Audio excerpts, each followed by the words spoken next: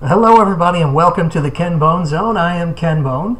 It's great to have you here. This is episode number 35, milestone episode number 35. A milestone because it is the fifth multiple of 7, and because we have our very special first ever female guest host. Last week, our guest host was Twitter. I had about 1,200 listeners doing a Periscope with me and filling the role of co-host, which was a lot of fun, but a little chaotic. This week, we are very lucky to have Shoshana Weissmann from RSI here as our guest co-host. So this is a rarity. We have a co-host on the show who definitely knows more about the news than I do. Usually it's me kind of teaching Josh about the news a little bit and teasing him. This week I'm sure Shoshana will be able to do that to me. So go ahead and introduce yourself, Shoshana. It's great to have you on the show. Thanks so much for having me. I'm really excited about this. I'm just a nerd, super nerd. I manage digital media for the R Street Institute, but I also work on policy like occupational licensing reform and criminal justice reform. And I love anyone who nerds like I do. And Ken, you certainly nerd like I do. Oh, absolutely. I'm huge into the internet culture, and when it comes to like politics is so horrible that you have to be able to have a good time with it. And being able to do things like Shoshana is at Senator Shoshana on Twitter.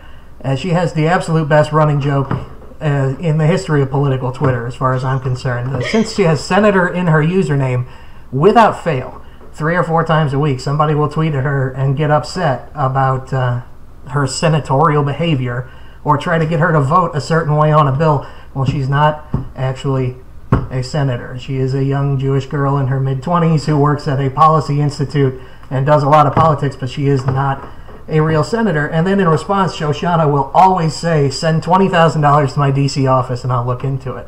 And the indignation that comes from these people is just magical. That they believe you're a senator and they're willing to scream and yell at you without Googling you first.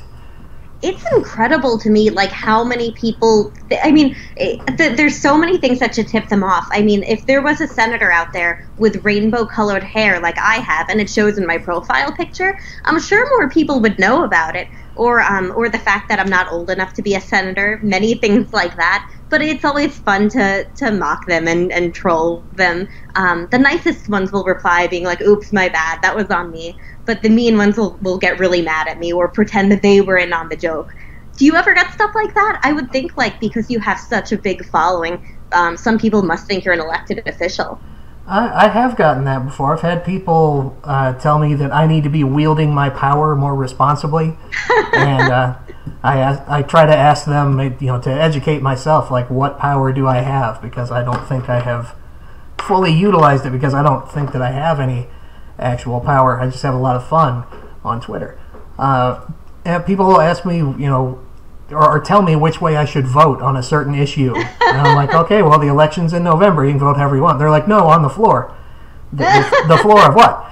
I go to my office every day and I don't decide policy. I'm in charge of training people to run a power plant. So I don't get to tell people how to vote on social issues while I'm training people to turn a valve a certain amount in a certain situation. It's absolutely ridiculous.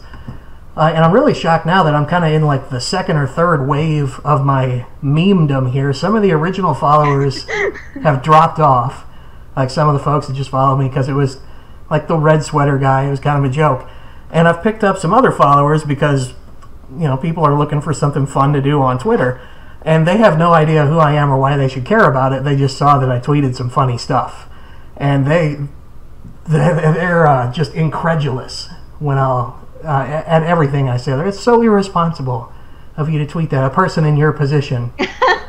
Like, yep. But honestly, you're one of the nicest people on Twitter, and I mean that it's not a high bar because most people on Twitter are terrible. But you are a really nice person, and you always encourage good behavior. Like it's just silly for me to think that people would be mad at anything you're tweeting. I do my best to really. I'm a very centrist guy. It's not a face that I put on for like my public persona or whatever. What you see is what you get, and I really am just a pretty moderate dude who has centrist opinions, and I'm mostly a libertarian. And you do what you want to do as long as you're not stealing it from me. You have what you want to have and live with who you want to live with. I don't care. It really doesn't affect me. And when it comes to legal issues, I'm more of a strict constructional or originalist or constructionist, which I know you appreciate quite a bit. Oh my gosh, I can now tell everyone that Ken Bone agrees with me on political philosophy and constitutionalism. This is going to sway some people. I'm excited to use this. Well, it's just so crazy to me that we treat the Constitution as if it is a living document when it is not. It means what it means, and it has provisions written into it where as society evolves and changes, you can change the document. But instead of changing the document, we try to become activists from the bench instead of from the legislature and change it ourselves or change the meaning of the words, which is not how it was intended to run, and it's how we've gotten into some really crazy judicial decisions. Oh, totally. And I think that actually on that point, there's something pretty interesting, and that's that, like, most law is treated that way. It means what it says. You have to figure out what the words meant, not what you wish it would mean. But we don't always do that with the Constitution. And I think a lot of people don't think of that as, oh, well, you're changing it for progress. But what a lot of people don't realize is that if government can choose that the law that governs itself means whatever they want it to mean, then they're just granting themselves more arbitrary power over us. And that's really dangerous when it comes down to it. Our Constitution is so unique, and we understand that that's dangerous in law and all other parts of law, and we should understand it here too. So I'm totally with you. Yeah, absolutely. The Constitution, like I mentioned before, has its provisions for change built into it, where the people, we get to decide when it changes. Right. And that's very important. And, well, one thing that people really don't realize is because our Constitution is so unique and so powerful, it's the oldest constitutional form of government that exists in the world. You know, Europe loves to say that they've existed forever. You know, we have 1,000 years of European governmental history. Well, no, you don't. You know, the constitutional documents or the governing documents or the forms of government in European countries, every single one of them has been revised or thrown out completely since we instituted our Constitution. None of them had the staying power that the United States Constitution had because it is a brilliant document that has its own provisions to keep it updated within it. And the more we give power to the judicial branch or the executive branch, the more that we are losing from our real representatives, the legislative branch. Oh, absolutely. At the same time, though, we want to make sure that the balance of power stays where it is and how it's constitutionally allocated, because too often something will be unconstitutional and judges will say they have to uphold it because of judicial restraint. Well, that's not restraint. That's saying, hey, we don't really care if this is constitutional. We're not really thinking about it, even though that's our jobs. So, you know, having each branch check the other branch like it's supposed to, when we maintain that and don't let government kind of like YOLO what it wants to do to us, that's really important. And also, I'm very anti-majoritarianism in general, just because large amounts of people are often wrong about things. And of course, there's a place for it, like in elections and stuff, but that has to be one piece of the puzzle rather than the whole puzzle, as a lot of people want it to be. Right, absolutely. The tyranny of the majority is a very real thing, and if you don't believe it, all you have to look at is, like, reality television. Just watch Survivor and decide who your favorite person is, or watch American Idol and decide who your favorite person is, and watch them get voted off in week 3 because the majority of people are stupid. Right. Oh, yeah. And also, people have lives. Like, not everyone can spend all day watching politics super closely. That's why we delegate our authority to these people. And it's terrible when people, you know, I think majoritarianism in itself is a really interesting concept because every side uses it when it benefits them. Like, oh, the polls say people want this, so we have to do this. But not always. Sometimes the people have bad ideas, and the people in Congress have access to the experts and need to go through that and make sure that what they're going to do and the policy they're creating is going to benefit the people, not just, you know, you don't want it to be just the whim of the moment from the people. Like, again, like with American Idol, like Kelly Clarkson used to be super popular and she's not anymore. Things change. Sometimes people have good ideas, sometimes they have bad ideas. But it's really sad when instead of justifying things by facts, logic, stuff like that, they're just like, oh, well, people want this, so they should get this, you know? Somebody thought From Justin to Kelly was a good idea because a lot of people thought Justin Guarini and Kelly Clarkson were cool. And we discovered very quickly that, wow, maybe the majority of people are not able to keep up on every issue like that. That's why we have a republic instead of a democracy, because democracies quickly fall off into tyranny when the people throw up their hands and are ready to give their power away. When you have a democracy, once you give your power away, you can't get it back. When you have a republic, you get another bite at the apple. That's a really good point, and I didn't know how philosophical you got about this stuff. I really like it, though. Where did your views on this come from? I don't know. I went to school for electricity, so it's not like I'm a political science guy. But I had very, very Republican family growing up. But the more I talked to them about politics, the more I realized that they were Republicans just because that's what they felt like they were supposed to be. Like Midwestern folks that wanted their personal liberty and everything. And then I realized, like, well, you'll actually vote away your personal liberty if you're not careful. And so I started doing more of the research for myself, realizing that, well, I'm not so much a Republican as I am like a classical liberal, or in today's terms, more of a libertarian, all about personal freedom. And then I do a lot of research into our form of government and how it works, and realized how unique it is from reading books like The 5,000-Year Leap, which I thought was an excellent book, and going back and reading the Federalist Papers, which, well, they're dry and they're hard to read, but it's it's easier than Chaucer or something like that. And I just kind of formed it on my own. It's like I think everybody should. No, that's wonderful, but I run into so few people like that. Even in politics, I know lots and lots of people who never read books, who don't read old documents, and it's going to sound ridiculous, but I think the Federalist Papers are super fun to read. I love going back and finding the origins of different ideas, things that I wish more politicians knew now that they knew then.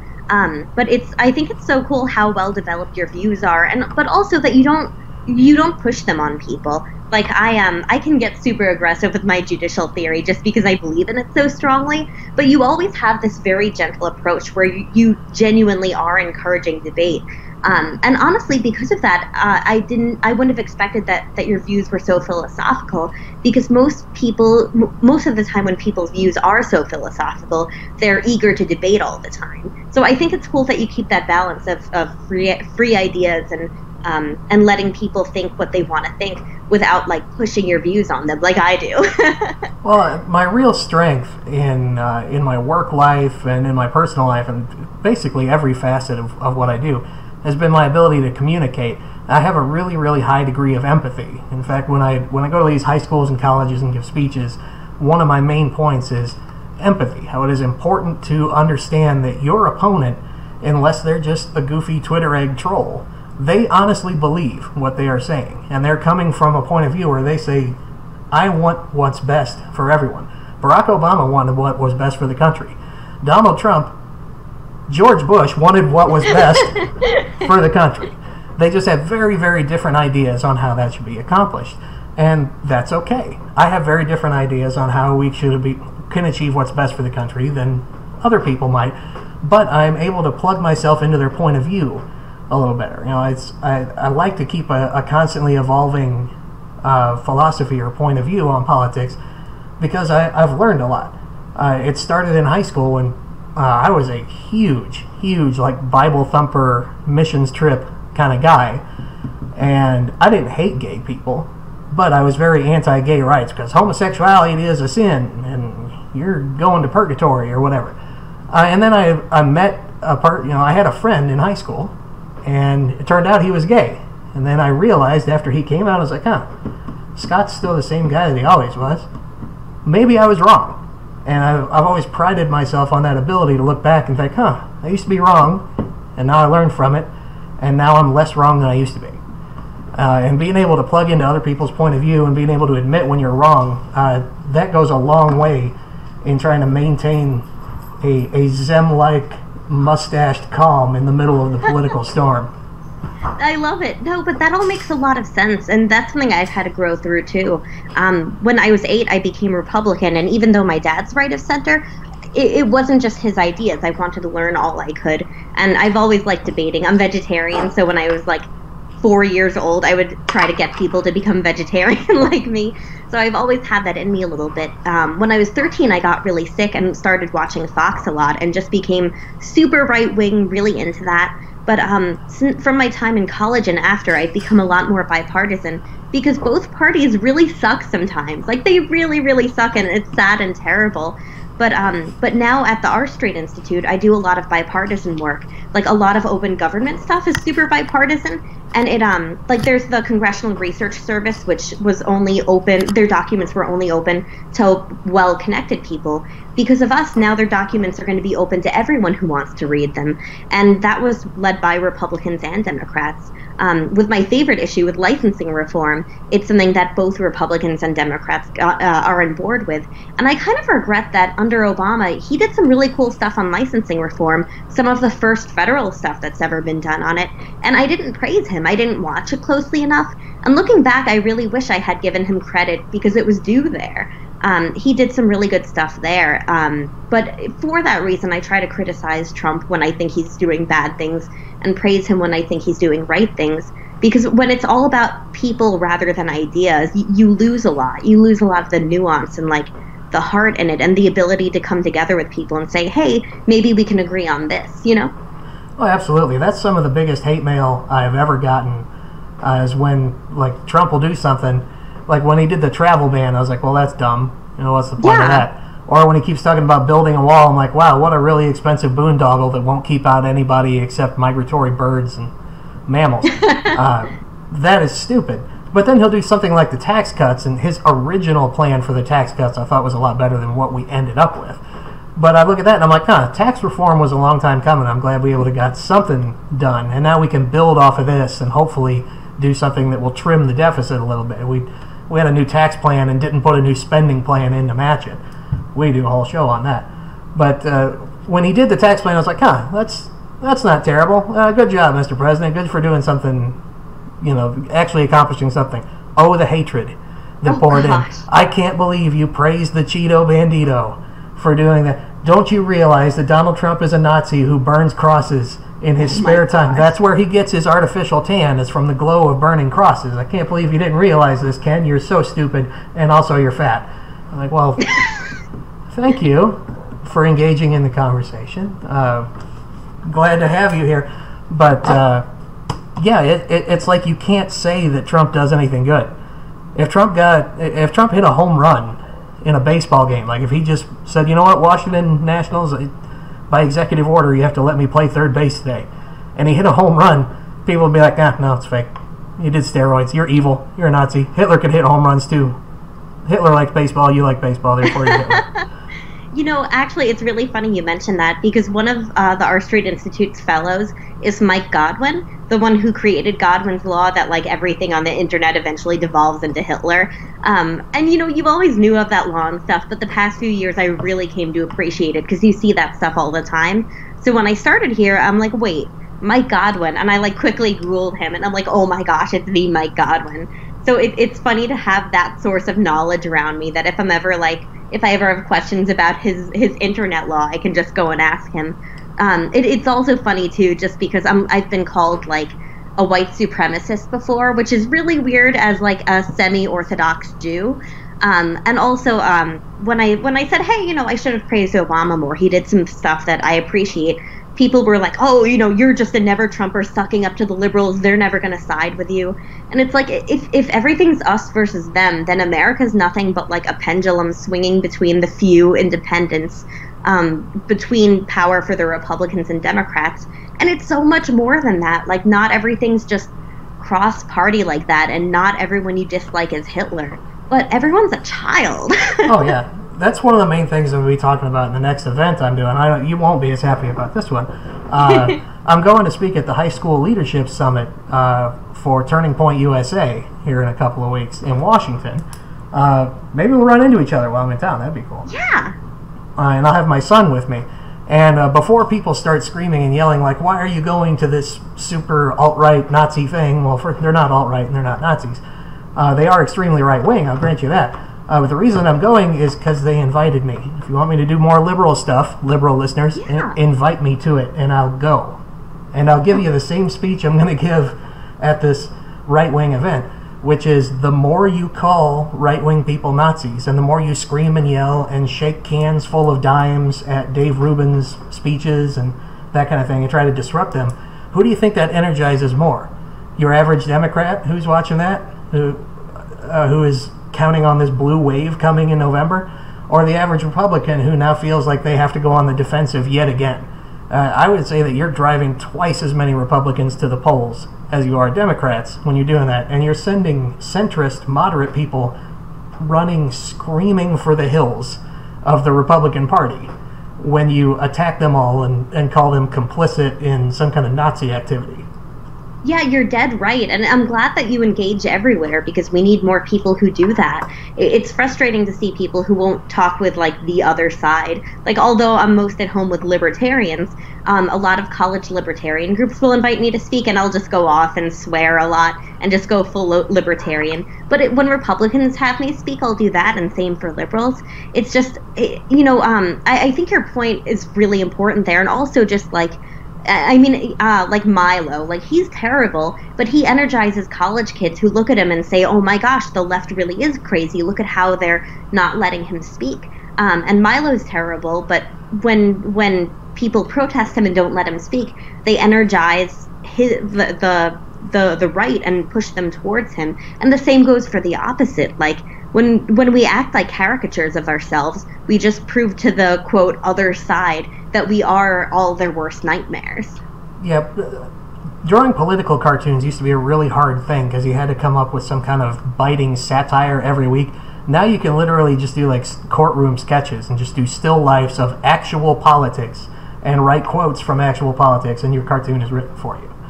You could take a picture and caption it with an actual quote, and it would be a political cartoon these days because it's grown so hateful and everything is hyperbole, which helps no one.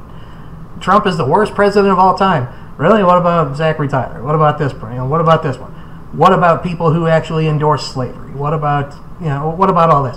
Oh, the Heller versus D.C. is the worst Supreme Court decision of all time. Really? What about Plessy Ferguson? Right. What about Dred Scott? It's funny, one of my friends actually argued the Heller case, and he's like the chillest dude you'll ever meet, just very down to earth, just cares about constitutional rights. He'll have a really good discussion with anyone who comes to him with earnest questions, and that's the same goes for most legal people and scholars.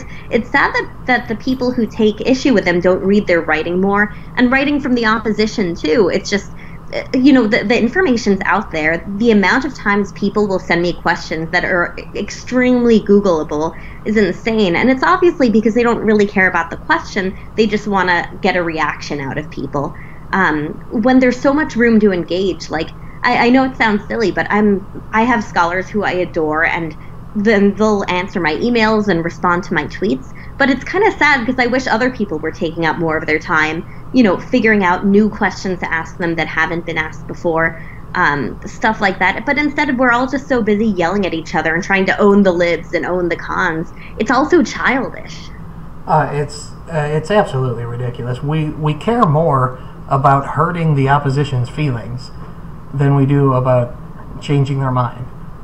So one of the things that right after the election that I tried to say the most is I heard so many times, like, Hillary won the popular vote, the majority of people wanted Hillary. No, a plurality of people wanted Hillary. If you had to get a majority, nobody would have won. Again, nobody's gotten a majority in a while, at least not a solid one. Obama actually got a majority of the popular vote, but not by as wide a margin as you would think. And if you had to win a majority to win the presidency, we would rarely get a president. So that means that the nation is so divided that we can't get more than half of people to agree on anything. That means that you have to do more than just hurt the other side's feelings. When you call every Trump supporter an evil Nazi, not one single one of them, not one of the 46 million people that voted for Donald Trump are going to be like, oh, you know what? I am a Nazi. God, I can't believe I didn't realize it before. And they'll vote for Elizabeth Warren next time around. It doesn't work like that. You have to change their minds, and part of changing their minds is not putting them on the defensive. As soon as you start yelling at people and calling them names, the discussion's over. You've lost. Yeah, absolutely. And that's actually one thing I've learned from Twitter. While a lot of people learn to be horrible to each other on Twitter, and for a while I was far too rambunctious on it, and I still am from time to time, But I'd get comments from people saying, you seem like a really nice person. How can you believe this? And we'd actually get a good conversation going. My favorite reaction is that a lot of people will say, oh, wait, are you Republican or Democrat? I can't tell. I love that because I'm like, that's good. That means I'm not using the things that make people stop wanting to listen to me. And sometimes that's just like, don't yell that you're a Republican or that you're a Democrat all the time. Yell about your ideas and what you care about. And why you care about it, because those things persuade people. Name calling and just labeling yourself, that's not going to change anyone's mind. It's like we've forgotten that. It's one thing I work a lot with is helping Republicans in cities, because I want more competitive leadership. When there's one-sided leadership for decades, it hurts everyone. But too many Republicans will go into cities and not talk about local issues. It's like they forget to talk in a human way what people care about. So we always tell them, figure out what the local issues are. Is it homelessness? Is it poverty?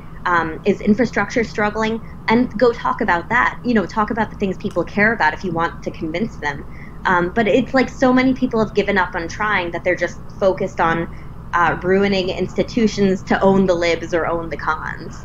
Yeah, if you're running for president, when you go through Pennsylvania, Ohio, that region around there, if you're a Democrat, you need to be telling people, this is how we're going to fix the jobs problem in your region at a federal level. And if you're a Republican, you need to go through there and say, this is how we're going to empower your region to fix the jobs problem by itself. Because that's one of the principal differences between Republicans and Democrats, is how much power do you want to give the federal government. At least it used to be before both parties decided they wanted to snap up all the federal power possible. But we don't talk about that. We go and we talk about how we're going to keep illegal immigrants out. We're going to keep illegal immigrants out of Pennsylvania? That doesn't sound too damn hard. Yeah, and we don't talk about, other ways to stop illegal immigration, but also to not throw the baby out with the bathwater on policy. Like, I've actually unmade up my mind about illegal immigration and how to handle it, because I think there's a problem with open borders, but we also want to make sure we're treating people humanely. There's other issues too where I thought I knew what I believed, but I'm like, I'm not sure what the best way to handle this issue is. So many people get so prideful, though, that they don't want to look at logic, and they just want to be able to say that they're with a team. And that goes back to like the tribalism stuff and of the majoritarianism too. People would rather be yelling in a big group than thinking for themselves. Or, sometimes people have lives and they don't have the time to research everything, which is totally okay. But maybe doing more listening then, rather than just yelling what your friends believe. It's so thoughtless. Like, people abdicate their responsibility to think for themselves. And it's just really disappointing. And no one's perfect, but I try to be a little better than that on Twitter and highlight ideas that I think are just good. And sometimes I'm wrong. I've been wrong many times, but there's a humility in thinking that I think people are afraid of. Yeah, one of the really unfortunate parts of a combination of people are busy because even though productivity, thanks to automation and computers and all that, is up like 1,000%, we're still working as much or more as we ever did. In fact, a lot of people have to work 2 jobs to support themselves, and they have no time for anything. And at the same time, if you have America's average 2.2 children or whatever it is, and both of them have to go to soccer practice and learn to play the oboe at age 4, otherwise they'll never get into a college, then you've just sapped away most of your time. And now all you have time for is some kind of binary narrative. And so the binary narrative on immigration is either you're for open borders so that MS-13 can come in and cut out your heart and show it to you, or you hate babies. You cannot be anywhere in between those positions. You have to be one of those two. You can't be anywhere in the middle. Well, like most issues, Ken Bone falls in the middle, where if you want to come into this country, I want to make sure you don't have a balloon full of heroin in your butthole. I want to make sure you don't have tuberculosis, and I want to make sure you're not a convicted rapist of some kind. And then, come on in, buddy. Go live your life.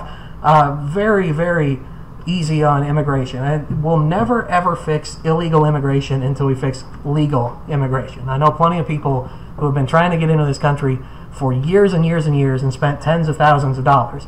Well, people that are coming from other Western-style democracies might be able to do that, even though it's a giant pain in the butt, or they might become discouraged from doing it and not doing it at all. if you're fleeing from Honduras because it sucks there, and it does, you don't have tens of thousands of dollars, and you don't have 5 years to wait.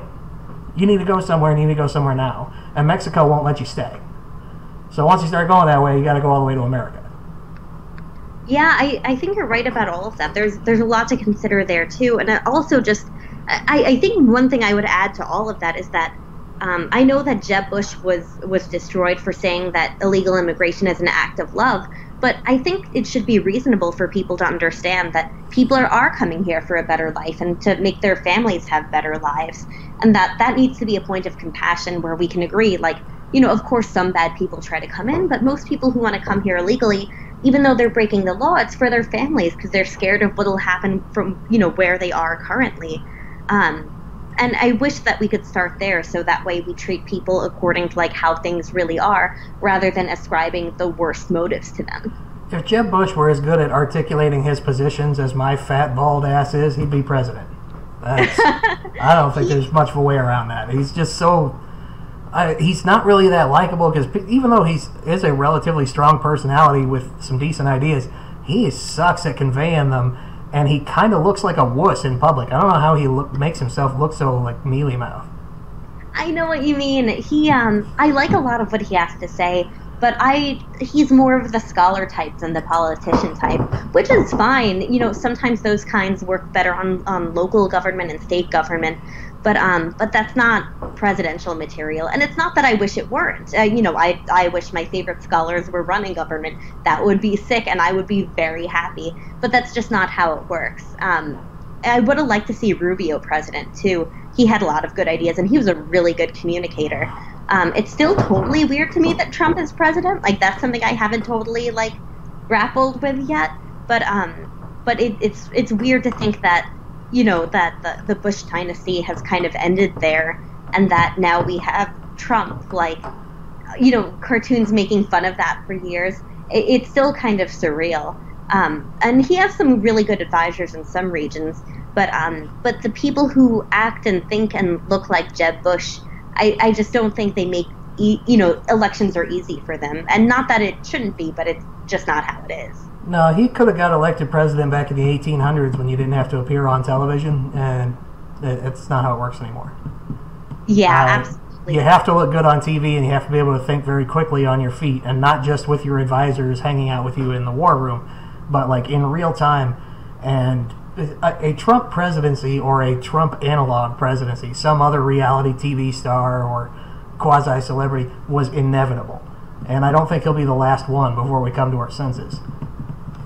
I've been really disappointed because my dream is for Governor Ducey in Arizona to become president. He's just like the greatest governor in America. Every time he's in D.C., we meet up, and he just is like, hey, what can I be doing better? Do you have policy ideas that would help my state? And it's not just me. He goes around to tons of people and asks them the same thing. He's awesome. He's a really good communicator, too. But sometimes I wonder if, like, he could even become president now, like if America wants more of the celebrity type. And Ducey isn't that. He's just a very no-nonsense, let's get stuff done. And also he was the CEO of Cold Stone, so I'm so down for the ice cream, but he never brings me any. But unless like he can get through to people with the ice cream, I kind of wonder if we're not going to have presidents like him. I mean, even Reagan, Republicans always rave about him, but he was kind of a celebrity president, not just because he was a celebrity, but I mean, look at the guys he nominated for the Supreme Court. From Bork, who was super, super far to the restraint side, Scalia, who was less so, and Kennedy, who was completely YOLO, whatever he feels like that day. And even though he has a bit of libertarian bends, those are totally different guys. And it just kind of makes you think, what was Reagan thinking nominating each of those people who are like completely different? Honestly, if you think about it, he might not have known what he was doing and might have been kind of winging it. And I know that people accuse Trump of the same, but I kind of think that's been happening for a while, and we've just realized it now, Well, a willingness to listen to your advisors and to examine all sides of an issue and actually, make an informed decision based on the viewpoints of many different experts, that's not cool. Being the cowboy that knows what to do all the time, like Jack Bauer, that's cool. And that's what gets you elected. Yeah. And part of the reason I'm a huge fan of Ducey is because he has awesome advisors, and he'll just listen to anyone with a good idea. He means what he says. He's been helping out this guy who was cutting hair for the homeless, and the Occupational Licensing Board cracked down on him because he didn't have a license to cut hair, which is insane in itself. But Ducey stepped in and protected him. I would just love for someone like him to be president with his heart, but also his mind. He nominated like my favorite human being to become justice on the Arizona Supreme Court. The guy's name is Clint Bolick, and he co-founded the Institute for Justice. He's an incredible guy, and that Ducey had the foresight to be like, hey, this is the kind of person we need on our courts. It makes me so happy. But I don't know if the nerds and the awesome people like that can become president, or if there's always going to need to be some level of celebrity in order to get them there, Well, I'm going to tell Don Willett that he's not your favorite human being anymore. He'll be so disappointed. He knows he's tied with Clint for my favorite judge. They're both amazing. They're also often mentioned in the same breath, and justly so, because they're both wonderful people and very similar jurists. Oh, I like them both a lot, which is one of the reasons why they're probably not ever going to be on the Supreme Court. I know. Maybe, we'll see. I'd take Don Willett in a minute, but he's not a finalist. I guess we better jump into the news here. I'd like to fanboy over Shoshana all day, but let's tackle some important news stories here. First, most important news story. Last week, I was a clue on Jeopardy. So the world has not forgotten Ken Bone. Alex Trebek, in his beautiful dulcet tones, mentioned my name, and somebody won $800 for that clue, for answering it right. Is that your ringtone? Like, when people call you, is that what happens? Like, just Alex Trebek saying Ken Bone? When most people call me, it's Mana from the Muppet Show. And for my mother, I have a custom ringtone, which is Tina Belcher from Bob's Burgers going, oh my gosh, yes. Mom doesn't listen to the show. She's the most relatable character on Earth. Like, Tina is, like, lots of teenage girls want to be, like, popular and everything, but Tina is who every teenage girl really is. I absolutely adore that show. I've seen every episode 8 or 10 times. My wife likes it even more than I do. It's fantastic. It's the best sitcom on television. Hell yes. And the guy who does the voice for Gene, he liked one of my tweets today, and I'm like, oh my gosh, like, I'm flipping out because Bob's Burgers is, like, the greatest show. Oh, yeah. One of the best days of my Twitter career is when I got a follow from Greg Baldwin, who is the voice of Uncle Iroh on Avatar The Last Airbender. After Mako passed away. And he looks a lot like me. Like, he's overweight and bald and has a mustache. And so he tweeted a picture of him wearing a red sweater and be like, samesies. And I was, like, over the moon because voice acting is, like, my dream career, Celebrities in my house aren't like Brad Pitt and Angelina Jolie. They're like Peter Cullen and Frank Welker and people like that who have done all the voices of my childhood. My celebrities are just like libertarian legal scholars, so I beat you on weirdness. Yeah, I love politics very much to the extent that I feel like I have to keep up with it just to be responsible, and it's so important, and I've actually kind of gotten into it. But they're never going to replace 80s cartoons in my heart, I'm afraid. Well, I'm also a really big Morrissey fan. I went to see him in concert in November, and he was amazing. So I love 80s music too. Nice. That's awesome. Let's see. Other important stories. Joey Jaws Chestnut won the Nathan's Hot Dog Eating Contest on the 4th of July, which was yesterday as we're recording this. Ate 74 hot dogs. The total got miscounted at first because he ate them so fast. I guess his hands were just a Japanese anime-style blur. But if you watch the video, you can count all 74. It is both inspiring and nauseating. You owe it to yourself to watch.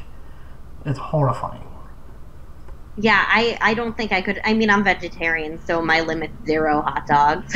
Well, the amount of animals in those hot dogs, if it's not 0, I think it's close to 0.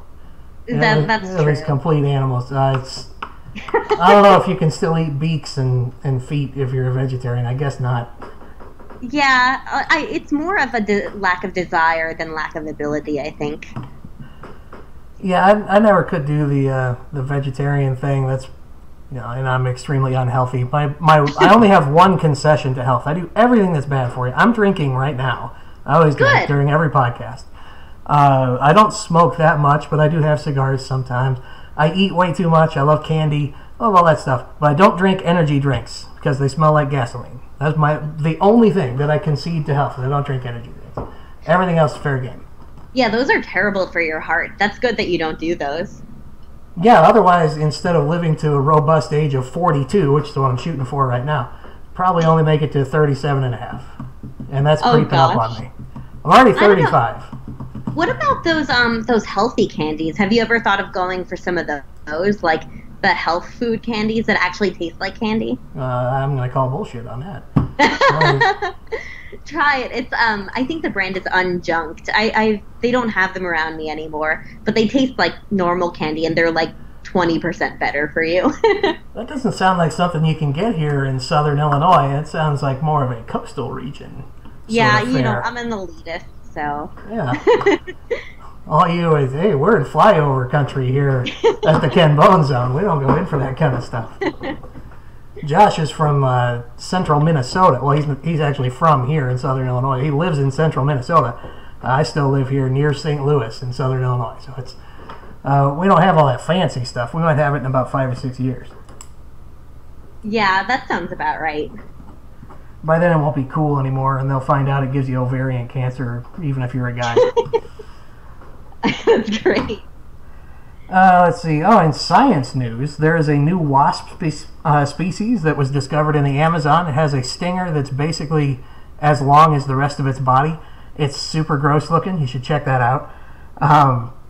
It's terrifying and gross, and I hate it, but it's the kind that kills spiders, so I'm going to allow it. I hate spiders so much. I do too, but I'm not sure I'm willing to concede on this one. I mean, like, does it kill big spiders? It's one of those parasitic types that lays an egg in a tarantula, and then the egg hatches and eats the tarantula. Huh. It's mega gross. It's like a horrible way to die, but it's a spider, so it can fuck itself. That's fair. I like your sentiment. You get me. Yeah. Also, that's like the most libertarian position that you can take, is go from political discussion and very deep constitutional philosophy straight to just dropping F-bombs within the next 5 minutes. That's how you know that Ken is a libertarian, so you can make that hard U-turn. I don't know. I like to do them both at the same time a lot. That is mega libertarian. If you're talking, like, I talked to a young libertarian club one time, and we got to the Q&A portion, and one of them got up and they're like, "What do you think about this fucking wall?" And I was like, "That's the most libertarian thing I ever heard. I love it." I've said some really weird things, like while explaining to a young libertarian group why there's no federal jurisdiction for Congress to regulate abortion or to place limits on it. Especially because it's often justified by the Commerce Clause. I explained that unless you're having an abortion across state lines, like, that can't be a thing. And that got a lot of laughs. I also used a lot of F-words, but I forget where they were placed throughout the sentence. Well, it's such a beautiful and versatile word that it doesn't have to be the same every time. It means everything to everyone. It might be my favorite word, but almost all of my speeches are to, like, high schools, and so I try to keep it out. That's good. I do a lot of talk, a lot of young Republicans clubs, a lot of young Democrats clubs. And anytime, like, if there is a young libertarian chapter, if they show up, when they come up to do their Q&A, I always ask them, like, "Hey, what's the symbol of the Libertarian Party?" Donkey, elephant for Republicans and Democrats. What is it for libertarians? And half the time they're like, "Oh, we don't know." Well, you're not a real libertarian. You go sit your ass down. Let somebody who knows it's a porcupine come ask you a question. I wish it were the sloth, though. Someone made this really great political logo, but, like, for a sloth. I think that's something that we should reconsider, is all I'm saying. The Modern Whig Party, which is, I'm not totally on board with them, but they have an owl, and it looks wise as shit. That's pretty cool. Yeah, owls do look wise. When I run into wild animals, I sometimes try to pet them, and the owl wouldn't let me pet it, but, like, I chased it through the woods once, and then I lost it, so I didn't get to pet it, but I got close. Our wild animals come to the door here in the suburbs. That's awesome. We have raccoons and possums that come and eat the cat food we leave out for the stray cats. Aw, that's so cute. We've named them all. They don't let us pet them, but they don't try to bite me. The possum didn't try to bite me last time I walked out in the front yard, so that was something at least. Let's see, what else we got here? Oh, still in Science Corner. Study links a diet rich in nuts to a higher sperm count. Make your own joke, people. We've gotten to that part of the show. I guess you gotta take nuts to make nuts. Absolutely. Just if you're in the DC area, try to find Shoshana on Twitter or on Tinder. Use that as your opening line. She will answer you. The way to win me over is your opening line has to include something about the 9th Amendment. That's how to get me. Oh, yeah. You have the unenumerated right to remain sexy. Try it, folks. It'll work. Beautiful rainbow sherbet-haired young Jewish lady who knows more about the Constitution than you do. Give her a shot. Let's see. Oh, God. I ran out of dumb stories. We got to get into politics again. And not fun politics either. Let's see. We were talking about immigration a little bit, so let's go ahead and see. The new Democrat talking point is abolish ICE. Now, abolish ICE has quickly turned into the left-wing repeal Obamacare. Like, yeah, if you want to get rid of ICE, that's all well and good, but then what do you replace it with? Do you just open the border? Because I hear a lot of Democratic leadership saying, no, we don't want open borders. Okay, well, if you get rid of ICE and you don't replace it with anything, that's kind of what you got. Like, are you going to take the ICE money and give it to local law enforcement, or give it back to, say, the Department of Justice to put some kind of border enforcement in place, or at least border protection, or what are you going to do? And instead it's just, nope, abolish ICE, because it's racist and they're all jackbooted thugs or something. Yeah, and, like, it's one thing to be, like, reform the system or whatever, but, like, especially when Democrats and myself, you know, I'm super concerned about institutions and what Trump and other politicians are doing to, like, hurt our institutions. I don't get how you can, like, say that, but then, like, hey, let's get rid of this big thing we're doing that keeps our borders safe. Like, that doesn't, like, you can't complain that you care so much about institutions if you're just like, let's get rid of it because they're doing stuff I don't like, rather than like, hey, maybe let's reform it. Or, yeah, and even worse than that, I think, is their slogan. My colleague made a really good point that it shouldn't be like get rid of ICE, it should be fire ICE. Come on. Oh, that was easy. Very nice. That is why the Democrats aren't going to have as much of a blue wave as they think, because they don't put enough thought into their slogans. Normally, the Democrats are super good at turning words to their advantage, like going all the way back to like the abortion debate when it was really heating up before either of us were born. When it was like, you're either pro-choice or you're anti-choice. And the Republicans did a pretty good job countering that and saying, oh, you're either pro-choice or you're pro-life, which means if you're anti either of those things, you're either pro-death or anti-choice. So they did a good job of framing those things, but the Democrats are definitely better at it. Oh yeah. Turning illegal immigrants into undocumented immigrants, or illegal aliens are now undocumented immigrants. Man, are they good at that? And I'm not begrudging them that. Words are important. I'm saying that Republicans got to get on their game if they want to keep with it there. I think it's all going to come down to who makes the best memes for the next election. People are tired of words. If it's down to memes, I'm going to win because I have the dankest memes, you know? I work hard on them. I watch Mitch McConnell's face like a hawk because the tiniest movement of his face will change the whole way it looks. So I'm on McConnell face watch, and also like Cocaine Mitch. Like, that's fucking hilarious. Like, that's my favorite thing. Today, actually, one of his staff sent me a picture of Mitch McConnell holding hemp. So there's just like, it's more or less Mitch McConnell holding weed, and I'm like, oh my gosh, like, this is great. The whole Cocaine Mitch thing, like, if people really think that Mitch is on uppers, they have not been paying attention to the Senate Majority Leader. You talk about small movements of his face meaning a lot. That's because his face only moves about 1.5 inches. That's like all he's got. Like, if most people have 12 degrees of facial movement, he's got about 1.5 degrees. It's not an expressive face, is what I'm telling you, but he does so much with it. It's like a Muppet. Yeah. It's like a Muppeteer, like Kermit the Frog, even though his eyes were painted on, had so much expression because of the talented Muppeteer. That's what Mitch McConnell's got. He has as much facial articulation as a G.I. Joe, but he gets a lot out of it. That's very true. The Muppet analogy is dead on. Like, that's really what it is. I don't know how people would ever think he's on cocaine, and like the whole story there too is ridiculous. But I love that guy was like, Mitch McConnell just answers the phone, cocaine Mitch. Like, that's fucking baller. You can't not love that, you know? Oh, there's a lot of policy where Mitch McConnell and I are not going to agree. And there's some where we will, but there's some where we won't. But if I answered the phone, this is Cocaine Ken, I would expect time to stop while sunglasses fell down onto my face and, Snoop Dogg started playing. Because that's baller as fuck. He's like such a fucking badass. Even, like, I think the Garland stuff was wrong. I don't think he should have blocked the vote for Garland, even though I adore Gorsuch. And I wasn't, I didn't hate Garland. I just didn't like him nearly as much as I like Gorsuch.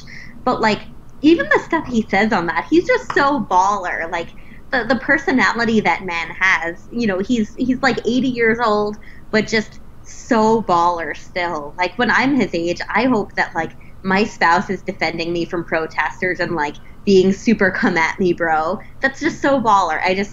You can't not love the guy as a meme. Oh, he's fantastic. He's basically standing on the Senate floor with a joint in his hand, being like, well, whatever, man. Whatever, what you got?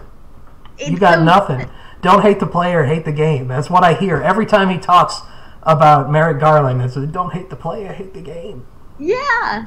And, people also, I still think what he did there was wrong, but Biden started that tradition, and now Democrats want to extend it this year, and it's like, well, everyone who's saying they care about, like, not bringing things further, they're just lying. It's just all political because everyone wants to take it a step farther, which is crap.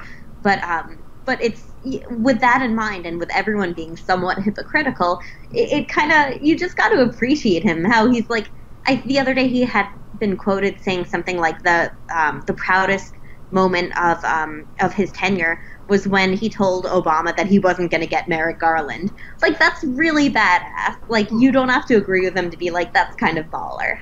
Well, I just looked in Obama's face, like the most popular president in recent decades. Just looked him in the eye and was like, screw yourself, you're not getting it. You're not getting your way. Like, wow, that is one tough little turtle. That is a thick shell on Yertle, the Senate Majority Leader. And he's even embraced the turtle meme. Apparently he has, like, turtle cufflinks. And when I went to meet with him a few months ago, I walk in and the first thing he says to me is, I hear you also like turtles. And I fucking lose it. I'm like, I'm dying. And then he's like, did you look down at the table?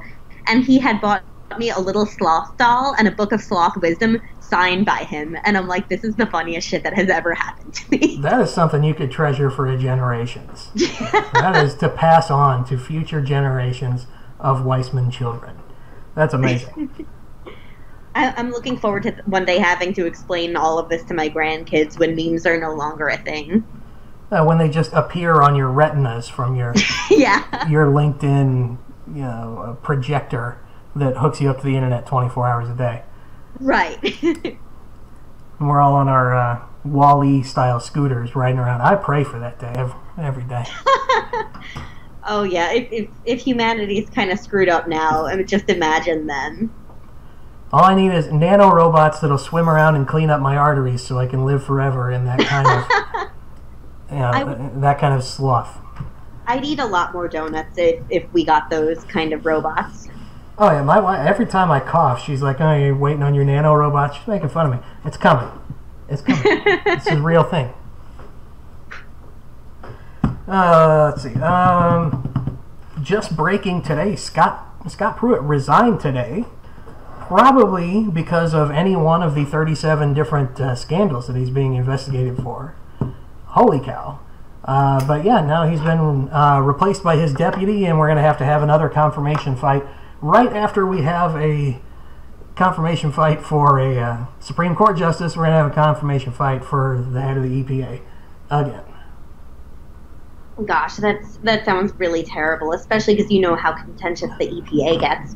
Honestly, like, with Pruitt, there's a lot of things in politics I just don't have the time to follow, and Pruitt stuff is one of them. I didn't expect things to be bad. And part of the problem is, and I'm going to say this about liberals, but Republicans totally do the same thing too. They're just like yelling at him and treating him like every other member of the administration. And I like a lot of the administration. So when they're using that exact same rhetoric, I figure they're just yelling rather than like having actual concerns. But as it turns out here, their concerns were right.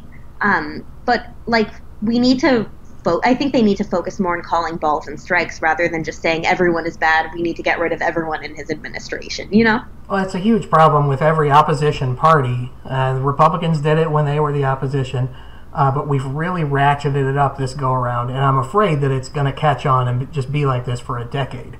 That you just cry wolf on every single issue, no matter what it is. Be like, well, General Mattis took an Uber ride to the airport and got reimbursed for it when it was actually for a business trip. Well, he clicked on the wrong button and submitted a receipt. It's $40 on his budget of $63 billion or whatever it is. Can we give him a break on this? Nope. He's gone off the deep end. He is a Trumpster. He's a Trumpkin or whatever we want to call him.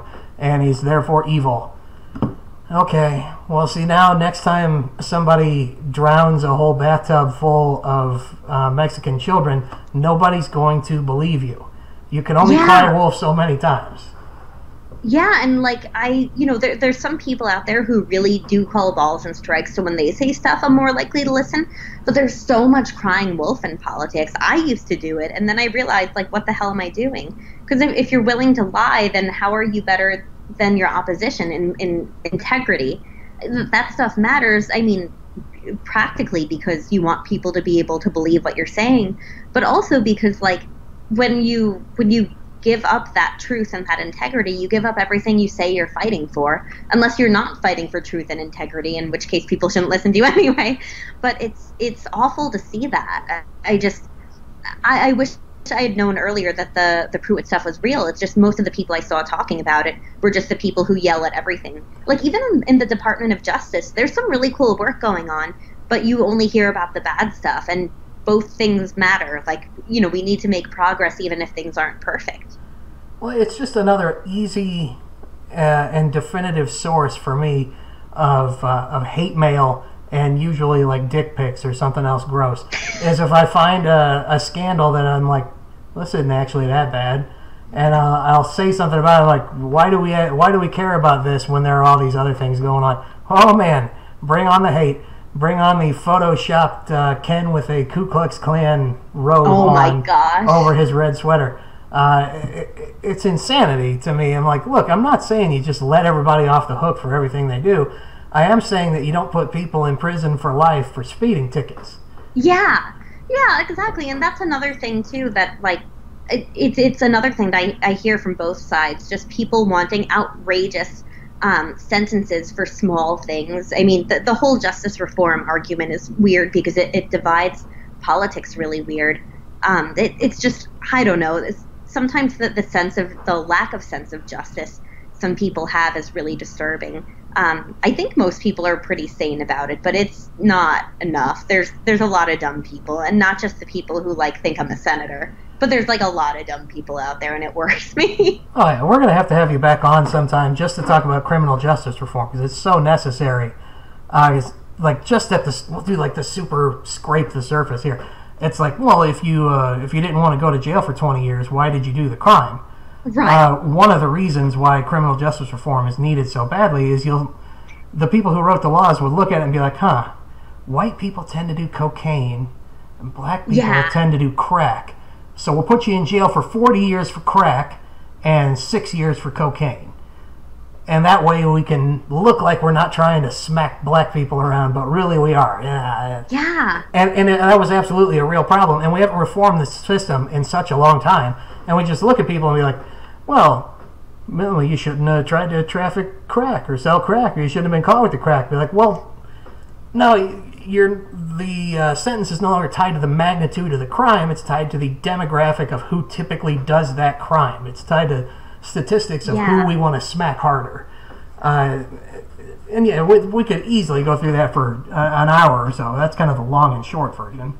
Oh yeah, and I mean even further than that, there's so many laws that are based in racism. And being a young Republican who listened to Rush Limbaugh, I never believed it. But then I grew up, and I'm like, oh my gosh, this is based in racism. So those kinds of laws, but also, again, I'm into occupational licensing reform, and there's a reason that like African hair braiders have to get a license to work. Like that's really messed up. Some states just license barbers and stuff like that for other dumb reasons, but there's definitely some racism in some of that. Even in there's laws across the country that were based in it. I'm from Long Island, and a lot of the bridges were built really small because the leader at the time knew that immigrants drove trucks and didn't want them driving trucks around, and doing their business. There's just so many laws that have deep roots in racism, and it's just terrible.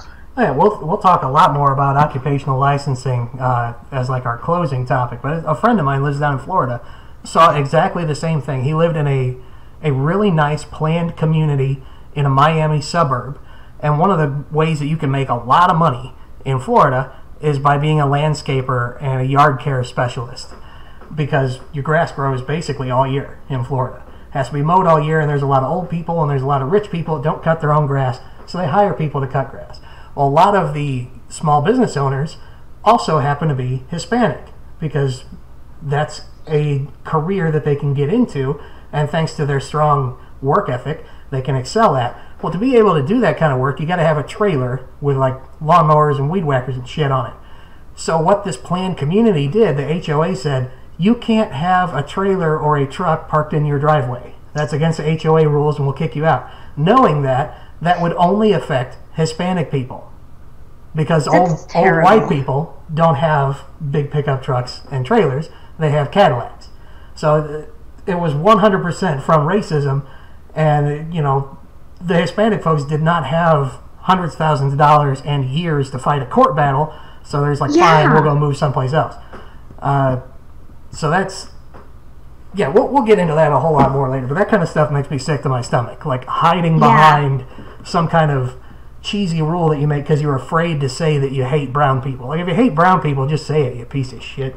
Yeah, absolutely. It's disgusting. Another thing, it's unfortunate that I can name so many, but another thing that's used that way is forfeiture. Immigrants don't, there's a lot of different dynamics that play into the culture of many immigrants that basically some of them feel ashamed to have to confront the police when the police do wrong things to them. So with forfeiture, government will just take their money. They'll go, it's just fast. They'll fucking take their shit. And the immigrants won't often fight back because they don't have the means, the ability, or there's other cultural things. And it's sick. It's sick the way we abuse these people, the poor people, people of color, immigrants. Like, the past few years working at our street and also just working more in policy before that, it just breaks my heart to see that this kind of stuff is still happening in America. The real institutionalized racism. It's just, it's heartbreaking. I personally, I haven't had to see this side of stuff, and learning about it, it's like, holy crap. In America, you can just have your shit taken by police for no reason, and they'll just take money from you. And maybe you're lucky enough to have a libertarian law firm or like the ACLU defend you. But if you're not, you might be screwed, and that's horrible. Yeah, that is like third world dictatorship stuff, where the jackboots can just come in and take your stuff away because your stuff, your house and your money committed a crime. Well, my house and my money is not a person. You're accusing my money of a crime. They're like, well, you didn't do anything wrong, but your money did. So your money's going to jail, and by jail we mean we're going to build a new wing of City Hall with it. Yeah, exactly. Oh, and you're lucky if they're building a new wing of City Hall. Usually they're just taking the money, getting bonuses, stuff like that. There was, if I'm remembering correctly, I think it was Alabama, where there was an officer who, there's a whole long story behind this law, but basically he got to keep whatever money he didn't spend on inmate food. So he was underfeeding inmates and taking that money and buying himself a beach house instead of finding better ways to save money, to do the right thing, but also save money in the process and reinvest that in the prison system, which also has a lot of problems. That, along with government straight up taking your shit, like no conviction is needed in a lot of cases for police officers to take money if they find it. And there's lots of different reasons you might have cash on you. And again, that's something that tends to be a little more common to immigrants, where like sometimes in their home countries, banks aren't trustworthy, so they don't keep their money in banks. There's lots of things like that just an average person might not consider. And it's just horrible to think that the police are preying on people who are so vulnerable. They're supposed to protect and serve, not steal people's fucking money. Yeah, it's sickening. There's not really any two ways about it. Let's see here. And because there's so much anger swirling around, this is the last story we got before we get into the real meaty stuff here. According to a very recent Rasmussen poll, 31% of likely voters are afraid there's going to be another civil war. And soon. And that's 37% of Democrats, 32% of Republicans, and 26% of independents think that we're going to have another civil war in the next 5 years. Are you out of your damn mind? Alex Jones thought it was going to be yesterday. Obviously, he was wrong.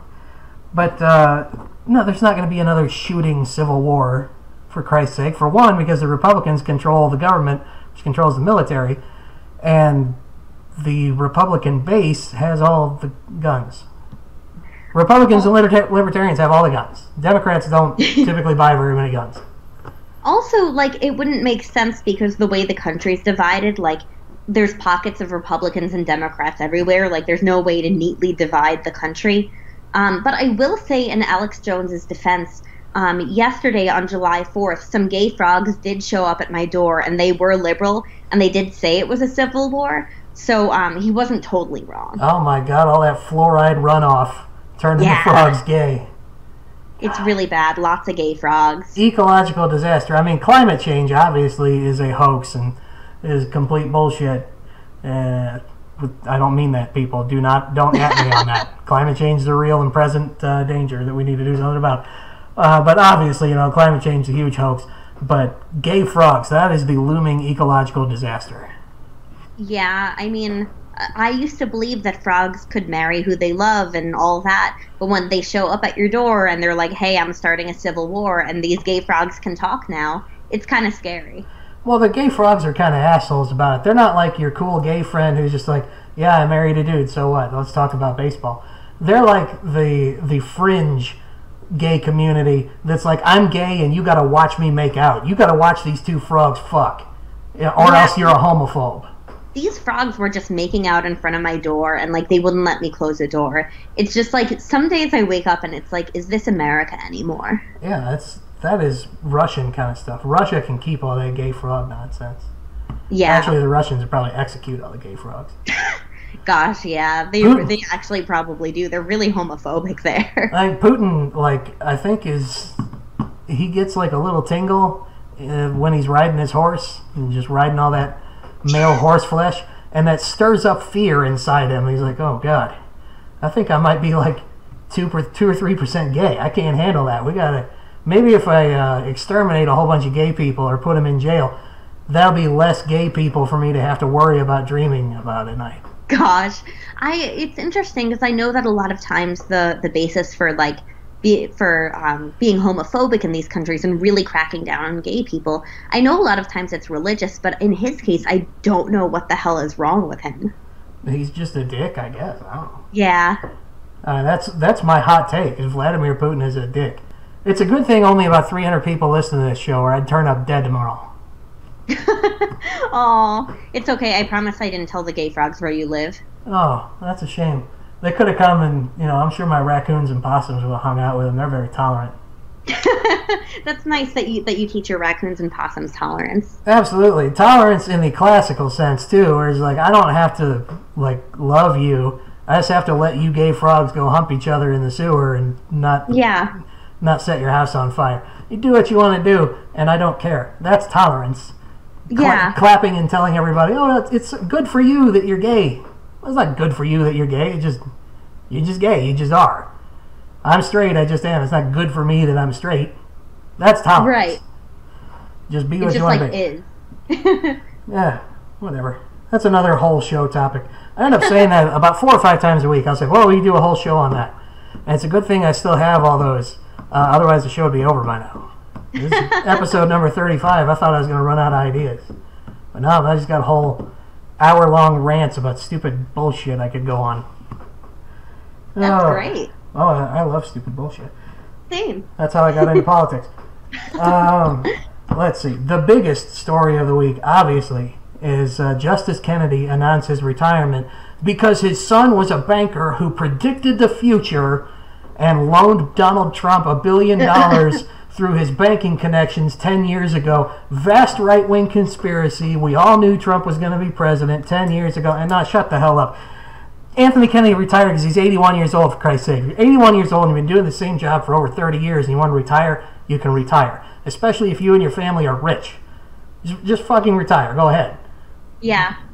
Yeah, I don't get the conspiracies around it. Like, people need to chill the fuck out. Like, yeah, I could, again, I'm concerned about Trump on some stuff, but, like, people really need to chill the fuck out. He's an old dude.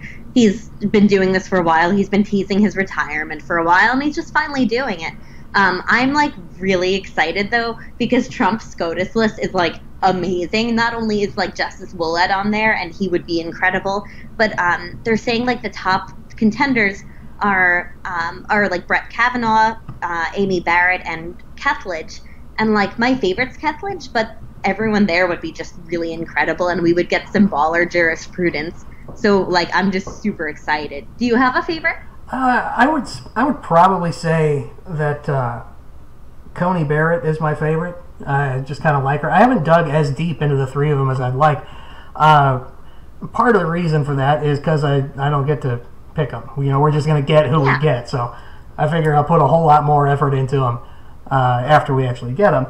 But yeah, I just kind of like her a lot. Now, she has a little bit less experience than the others, but she just seems like a cool lady.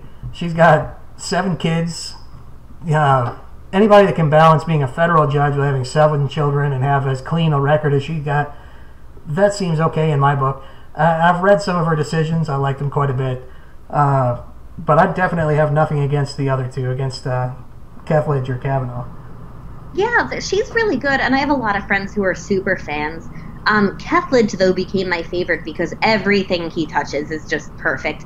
He called forfeiture theft in an opinion, and I'm like, yes, this is amazing. The other two have been, I don't think I've read Barrett on the 4th, but Kavanaugh is less my way on the 4th. Also, Barrett's not with my favorite law professor on theory, so I was a little disappointed there. But all of them would be really great. I mean, they're all going to be like Thomas Scalia or Gorsuch level awesome. But I really think Kethledge is the closest to Gorsuch, and I like adore Gorsuch. He's had some amazing jurisprudence. And although, like, of course I want Willett before anyone, if it's of these three, I would just extremely love Kethledge. He's just awesome. I'm like, I get excited reading his opinions. Like, oh my gosh, this would be so cool in the Supreme Court. Well, yeah, Justice Willett can't be on the Supreme Court because he tweeted about puppies once. Oh my gosh, that was ridiculous. That's one of the dumbest stories I've ever read. I was just waiting. I was like, okay, where's the part where he says something terrible about Jews or something? Yeah. And it never came. It was all like, oh, there's a dad joke, and there's a dad joke, and there's a dad joke. And really? Dad jokes keep you off the Supreme Court? Because, you know, Sandra Day O'Connor, she was definitely a humorless robot. No, she wasn't. They're all human beings. Yeah, and it's nice to see that side. You know, people look at the court like it's this infallible being, but when you humanize it a little, it's good for the court. It's good for people to know that the justices up there are humans. And hopefully that his word for what he's trying to do is demystify the court. And he's a brilliant guy. His jurisprudence is really great, and he's really nice. It really hurt me to see during his Fifth Circuit confirmation hearing, senators trying to call him homophobic and stuff like that. He had an intern who I'm now friends with. She's really great. She's a trans woman, and she's really sweet, and he's been mentoring her before she was a woman, and now that she is a woman. Like, it's just, he's a really nice guy. He treats people with dignity. And the fact that people would treat him otherwise, despite knowing this, it's just, it's awful. He's been a friend of mine for a couple of years now, and it's just, when you get to know someone and see how when you throw them into politics, into national politics, how politicized it gets. It's kind of terrible. Well, it's a sad truth in politics that you can fling out a buzzword like racist or homophobe or transphobe, and it'll stick. Like with a certain percentage of people, you are a racist now. All I have to do is just scream at you like, you freaking racist, and I can say based on what all day long, and you could have nothing. But now there's a soundbite on MSNBC of somebody calling me a racist, and that's enough for some people. Yeah, it's today I was called racist a lot because I do have a lot of issues with Candace Owens at TPUSA, and I take a lot of issue with some of the things she does. And I've criticized Charlie Kirk, and I've criticized people at many organizations before. But because she's a black woman, a lot of her supporters were saying, "Oh, you're just racist. You don't like a black woman having her own opinion," which is asinine. It's really weird that we live in a society that like everyone can just throw these insults at each other. I mean, obviously free speech and whatnot, but I don't know, maybe we should not be such dicks to each other and judge each other on the content of our character. Well, it's just so weird. It's one of the fringe identity politics issues, that not only do we expect everyone of a certain ethnicity or of a certain sexual orientation to hold an opinion based on our preconceived notion of them, but every individual then becomes a representative of that ethnicity or sexual orientation. So, like, if I meet a gay person and he's just an a-hole and, like, starts pushing me around in a bar, and I'd be like, man, that guy was a dick.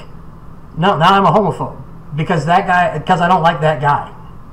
Yeah, and it's interesting. On my behalf, people have tried to call people anti-Semitic, and I'm like, no. If sometimes people are dicks, and they're like, "Oh, you're such a Jew," and I'm like, "Oh my gosh, really? Shoshana Weissmann is Jewish? You cracked the code, man." But sometimes people just disagree with me, or they're dicks to me for other reasons, and I don't like calling people like anti-Semitic if they just don't like me. That's okay. Oh. Like, it's cool for people to hate me. Just like we should call things what they are, not like yell insults at people that don't match. Well, everything has to be racist these days. But you got to be careful because the goyim are onto you now. The secret's out. Oh yeah, the goyim knows. Shut it down. Yeah, shut it all off. We should do a whole show on Judaism. We do a whole show on everything. You come on for the whole season. Judaism is a beautiful and fascinating religion. I can't get enough of Jewish philosophy, even though I've been a Protestant my whole life. The legalism is a lot of fun. A couple of years ago, I started getting into Rabbi Jonathan Sacks. He's like super famous and stuff, but I don't like him because of that. He has some really cool ideas. And it's funny, I was reading something where he found substantive due process in Torah, and I sent it to one of my libertarian legal nerd friends, and he's like, how the fuck did you find substantive due process in Torah? Like, only you would notice that. Well, yeah, we love to say that the American legal system, it's a child it's basically a child of the English or British legal system, which itself is a child of Abrahamic legality, of Judeo-Christian legality. But when you say it's Judeo-Christian, that's not really being fair to the massive framework laid out by Abrahamic law, which has a lot more to do with the framework of law than does Christianity, where in Christianity the big thing is like, well, you can do whatever you want as long as you're sorry. That's not really how it works in law. It's interesting to see like how different religions add the philosophy there. And I really love Torah's law just because there's so much to learn there. And seeing parallels between that and American law is a lot of fun for me. Most Jews are more into the community and stuff like that. But I just, honestly, I love law. I love seeing the strains of logic play out. I'm like nerding on that ridiculous level where I'm like, oh my gosh, legalism. Well, I used to carpool with a guy named Sam when we worked together. There was 4 of us in the carpool, but I was a deacon at my local Assemblies of God church at the time, and he was practicing Jew, semi-Orthodox. And, we would just talk about Judaism the whole ride home, and the other 2 guys would just be like, well, can we talk about football? And we're like, I don't care about football. I want to learn more about Judaism, because coming from a mostly white middle-class town in southern Illinois, I never met a Jewish person before until I was 24. It was wild. That's really funny. A lot of my friends have the same experience. Like, I'm a lot of my friends' first Jewish friends. But for me, like, while all my Christian friends love Jews, I love Mormons. Like, they're the nicest people on the face of this earth. They're so gentle and sweet. And, like, I think there has to be something good about a religion that makes everyone in it so kind and happy and good to one another. That, like, you know, every religion has its benefits and detriments, but being able to learn from the good and the bad, I think, is kind of nice. Well, nobody in the entire world of religion takes their precepts to heart more than Mormons do. I think they are definitely the most, like, live by the word people I've ever met in any religious community. You can't make a Mormon mad, and boy, have I tried. That's a really good point. I think it's, you know, one thing I always get frustrated in Judaism with is that a lot of people are in it just for, like, the community or the camaraderie, and I totally understand that. I just wish that there were more Jews out there who I could just talk about the legalism with, because that's my favorite part of it. And it's, you know, I often end up talking about it with Christians and Mormons, and that's cool, but it would just be nice to have that kind of community, but within, like, the legalism of Judaism. But that's when I nerd so far out that, like, a reasonable person has to be like, Shoshana, what the fuck are you doing? All those Jews that are just in it for the glitz and glamour of Judaism. Right. Okay, well, let's see. Well, we don't have a whole lot more else going on here. I guess the big fear with any of these three, at least from most of the Democrats I know, is they're afraid that Roe versus Wade is going to get overturned. And so then you have, like, Chuck Schumer going on saying, like, oh, no, that's settled law. Roe v. Wade is settled law, which I have a problem with on two faces. One, if Roe v. Wade is settled law, so is Citizens United and so is D.C. Heller, which I know that you hate, Senator Schumer. I know you hate those, and I know you would be over the moon if they were overturned. And two, it's not law. It's a judicial decision. That's a very, very important distinction, and we need to quit using the term settled law for judicial decisions, because judicial judges are not lawmakers. They're supposed to be law interpreters, and the more we let them make law, the more it frustrates me. Just like the executive order fiasco. This is why Trump is able to do so much so fast, because Barack Obama did so much by executive order. Well, you can live and die by the executive order, because it can get overturned instantly with the stroke of a pen. And we really need to leave the legislating to the legislators. The downside of that is that Congress sucks big noodles, and they don't like to legislate that much. Yeah, no, you're dead right about all of that. And also, you know, it's frustrating to see everyone say, oh, you know, the next judge isn't going to stand by stare decisis. And it's like, everyone has their favorite precedent and their least favorite precedent. And you can't, I mean, all let the decision stand means is, like, let my favorite decision stand. And, you know, there have been many Supreme Court decisions that were super wrong, whether it be segregation or stuff like that. I mean, you know, lots of cases. I mean, Korematsu is another one that was just overturned. That was a really bad decision. And so, you know, justices get it wrong all the time. And I know that there's no perfect world where everyone's going to, you know, perfect these laws. But we have to have justices who are willing to give a keen eye and say, maybe this decision was wrong. It's frustrating when it gets all politicized like this, though. And even with Roe v. Wade, like, a lot of the fear is overblown because there would need to be cases coming up through the courts. I don't really think that it's going to change much. Most of these judges are probably going to be hesitant to overturn it, even though Democrats seem to think otherwise. And even were the precedent changed, I don't think it would be changed all that much. I don't think that there's any. I don't think the judges are going to be eager to make massive changes to it. And also, if you have judges who are giving a real keen eye to these and trying to figure out if these laws are constitutional, there's a good chance they're going to also look at these federal anti-abortion laws that pop up in Congress every few years and say that maybe those aren't constitutional either. We have to stop looking at things as a zero-sum game, and the right does it too when Democrats nominate judges.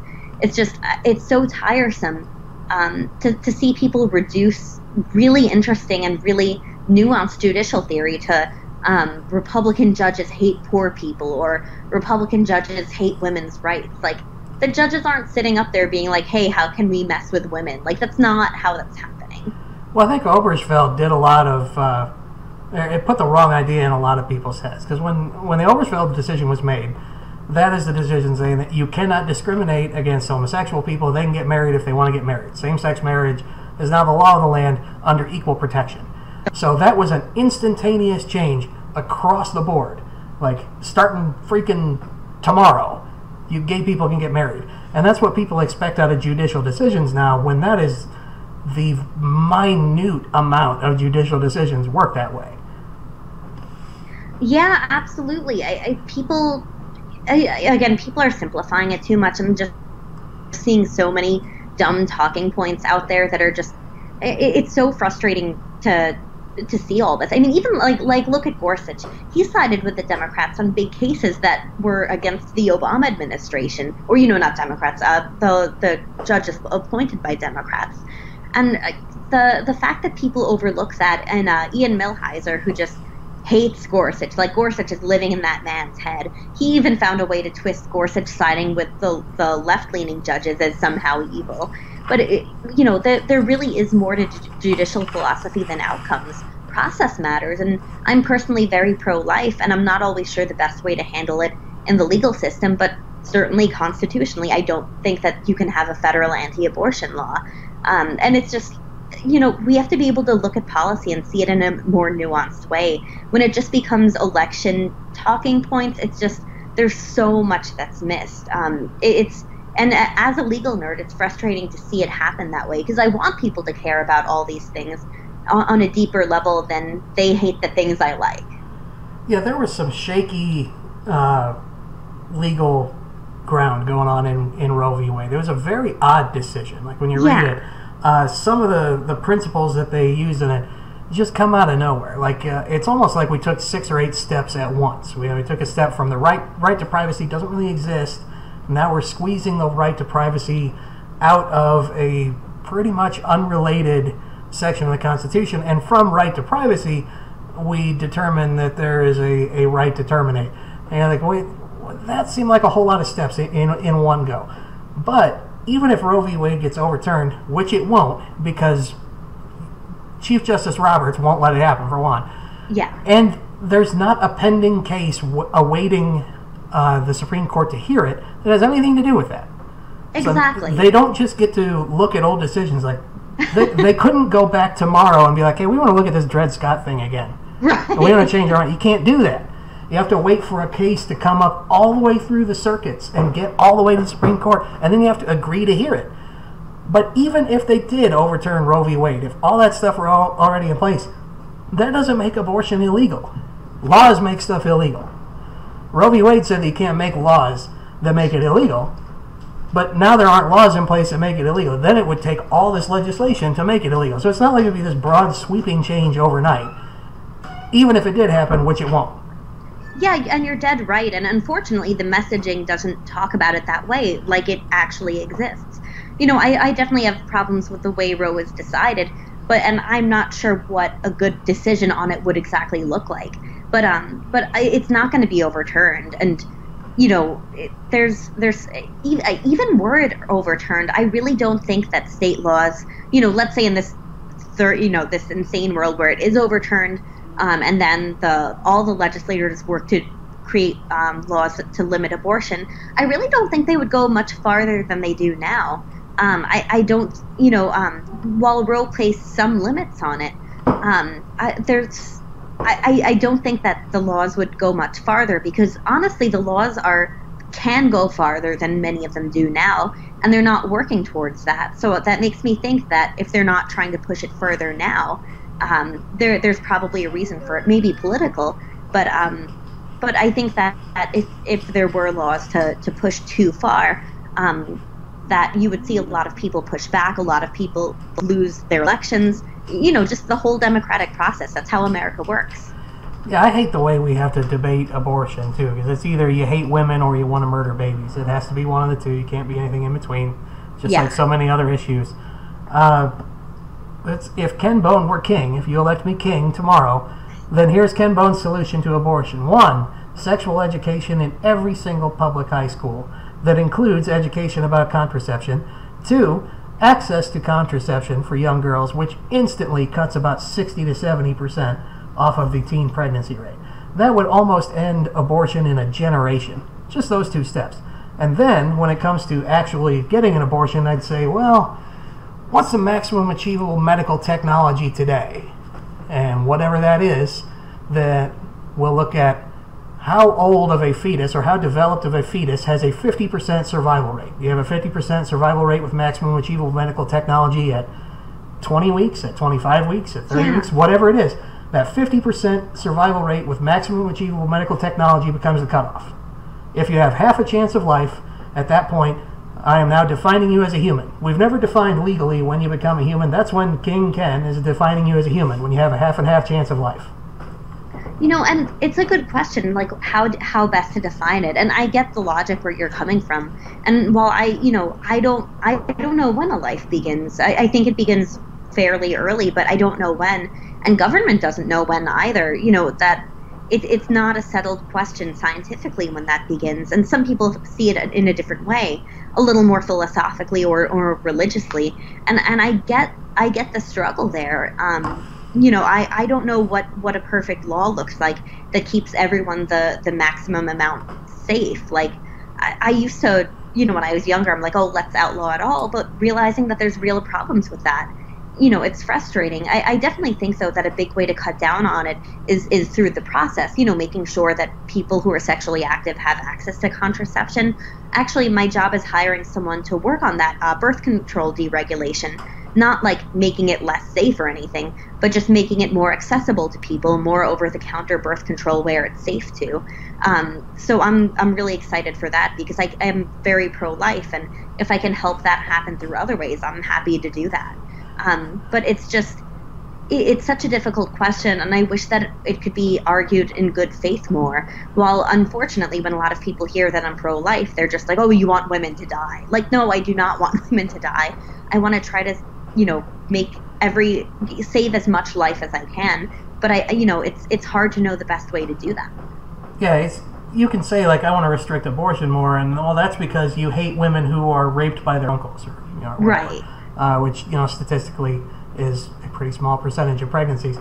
King Ken, when he came up with that law, King Ken rules from a very secular perspective. Now, Theocrat Ken, or Shah Ken, or Mullah Ken, he says that life begins 3 days after the cytoplastic phase of development starts, which is a few days after conception. That is when the embryo starts to have a really good chance of attaching to the uterine lining. My wife is a surrogate mom, so we know a lot about this stuff. That's great that you guys did that. Oh, she's a wonderful human being. She's the best person I know. Aww. But the vast majority of pregnancies self-terminate because the embryo never properly attaches to the uterine wall.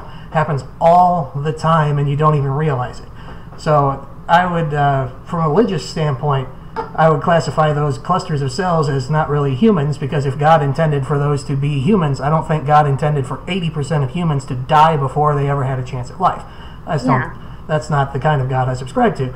I would think that you're more of a human once you're able to attach to your mother's uterine wall, which is between 6 and 10 days of development. Or if I was Technocrat Ken, who is the scientist ruler of the nation, I would pour billions of dollars into an artificial womb project, and everybody who wanted an abortion would just have their baby micro-transported into a tube that would carry it for them. Oh, that's great. That's no stretch marks then, right? Yeah, absolutely. I got more stretch marks than my wife because I'm fat and she's hot. Aww, but yeah, you guys are so cute. Well, she's adorable. Hope you get to meet her sometime. She won't be with me in Washington, unfortunately. My son will. You get to meet him. He won't talk to you. Yeah, I'd love to. You guys should come by our street. We absolutely will. I will make that happen. One of the days. We're supposed to be there for, I think, 4 days, and we'll make that happen one day. Oh, I can't wait. My colleagues are gonna be so excited to meet you. I'll bring the sweater, but it's gonna be like 90 damn degrees because it's Washington in late July. So I'm not gonna wear like a red polo. Like, that's fair. I have a red sweater vest that I wear for most of my summer occasions. That's great. I love how you have it planned out. I also have a t-shirt with the cable knit sweater print on it. Like, it's just screen printed. Oh my god. A red t-shirt. local church back in Granite City. I called like a bingo type game for their fair last year, and they got me that shirt. That was a lot of fun. That's great. But yeah, man, I love talking about judicial issues and stuff. But let's move on to the last topic of the night, which is one that you are my favorite expert in, which is occupational licensing. And you're a big advocate for occupational licensing reform because, among other issues, occupational licensing, like, we're not saying that you shouldn't have to have a license to be a lawyer or a doctor. We're saying that you shouldn't have to have a license to be an African hair braider, because we use those kind of licenses as a club and a barrier to entry for the poor or for minorities. Thank you. Well, I care so much about this issue, and I've been into it for years. And I was a lot more political, but this is kind of the issue that made me care really, really deeply about policy. Back when I was 19, about 6 years ago, I ran into a scholar at the Federalist Society Convention who had a really good judicial theory on economic liberty and unenumerated rights, and that's Professor Randy Barnett. I'm his biggest fan. But his views tie in a lot to occupational licensing. Now, there's this guy, Clark Neely, who wrote a book on it, on his experience litigating at the Institute for Justice. And he had this case that I've read it hundreds of times, and every damn time it breaks my heart. There's this woman in Louisiana. Her husband died. She had never had to support herself, and she was very elderly at the time. So she became a florist. That was the only marketable skill she had. And she started working at a grocery. She did really well. They loved her. But it turns out, in order to be a florist in Louisiana, you have to have a license. She tried to pass the test, but the pass rate there, if I remember correctly, it's lower than the bar pass rate there. And it's not because arranging flowers is dangerous and hard without a license. It's because the people who judge you are florists who don't want competition. It's the only state to license florists, and no people in other states are dying because of bad flowers. So this woman she needed a job. She went to work. And then they cracked down on her. They told the grocery that if they didn't stop her from doing that work, that they would shut them down. So they had to demote her, and she eventually got into poverty because she couldn't afford her to do the normal things that people do, because they wouldn't let her be a florist. And when she passed away, she didn't have air conditioning. IJ paid to get her air conditioning. And she died alone and in poverty because they wouldn't allow her to work. And that was just so unjust. I couldn't believe that happened in America. So there's a really great legislator down there, Julie Emerson, who's been trying to get rid of it. But unfortunately, it sounds insane, but the florist lobby is too strong. You look at things government does and you think it might be weird, but there might be a reason. In cases like this, there isn't. Lots of states also license barbers. For a while in Tennessee, you had to have a high school diploma in order to become a barber. Just these things that make no sense. You don't learn how to cut hair in high school. Another big problem is that if you've committed certain crimes, you're not allowed to become barbers or other, engage in other professions totally unrelated to the crime. So you have these people who've committed crimes and want to get their lives back on track and can't, or people who want to do an innocent profession like braiding hair or doing makeup or, all this stuff that's really safe and really, it's an art, of course, but no one's getting hurt in the process. And there's just so many people out of work because of it. It breaks my heart. It's really good to see now lots of Republicans and Democrats getting on board saying this isn't okay, we need to stop doing it. But it's taken way too long, and the things people license, you wouldn't believe. Like in Maryland, in one part of Maryland, you have to have a government license to become a fortune teller, because God forbid you have a fraud fortune teller. Like, come on. Or like milk tasters or auctioneers. Like, really, you need a license to be an auctioneer? Like, come the fuck on. It's bullshit. And it extends to other things too, but that's just an issue I care very deeply about. That when you hear it, like occupational licensing, your eyes glaze over. But when you get into what it really is and all the people it hurts, I mean, 1 in every 4 Americans has to have a license to work. There's a lot of room for reform there. Yeah, depending on what state you live in, a lot of states you have to have a license to do what I do, which is work in the electric utility industry on a boiler. You have to have what's called a stationary engineer's license, which is obscene because all it means is you have to pay tens of thousands of dollars to go to a community college and have a grumpy old man get you to memorize a book of facts that you will never ever use. And I'm not talking about high school kids bitching about how I'll never use calculus.